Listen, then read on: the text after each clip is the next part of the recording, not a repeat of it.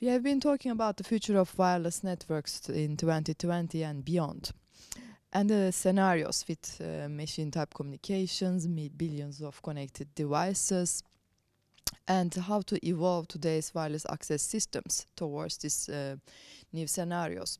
And there is already a machine-type communication systems developed actually for specific applications, very low data rates, low energy.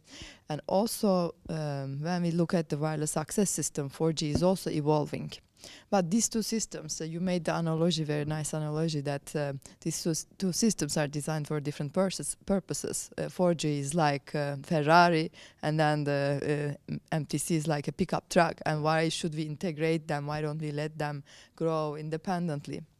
That's exactly right. I think these systems are just completely different systems, and the requirements are different and diverging faster. People want faster and faster communications. Machines actually just want something simpler.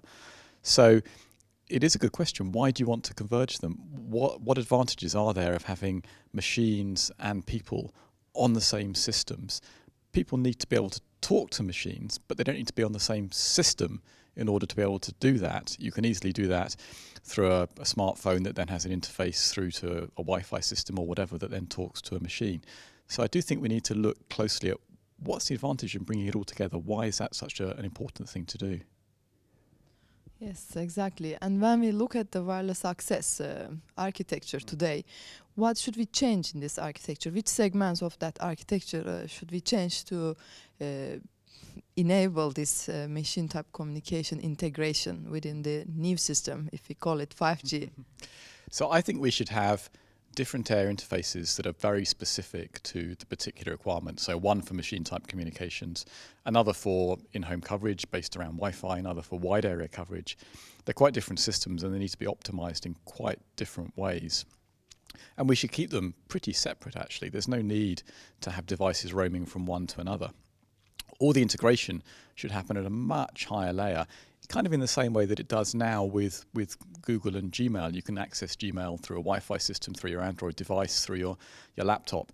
That integration is not done at the radio layer or even the layer above that. That's done much further back in the network, and I think that's where we should be looking for 5G, at that kind of intelligence.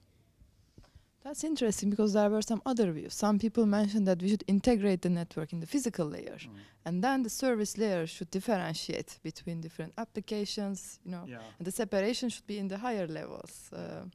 What do you think of that? Well, people have been wanting to integrate at the physical layer for a long time. So we had fixed mobile convergence. That never happened. People just used their mobile phone. We had devices trying to integrate with home networks. That never happened. They just go straight to the cloud. We've had all sorts of Wi-Fi cellular integration solutions like UMA and GAN and so on. That never happened because your device can just do it itself. It doesn't need to have all this intelligence in the network. It just automatically switches between Wi-Fi and other such things. I don't think we need to integrate at the network layer, or at the radio layer, or even in the middle of the network layer. It can all be done either in the device or beyond that. And that's so much simpler and easier. And simplicity often wins in these cases. Okay, thank you very much.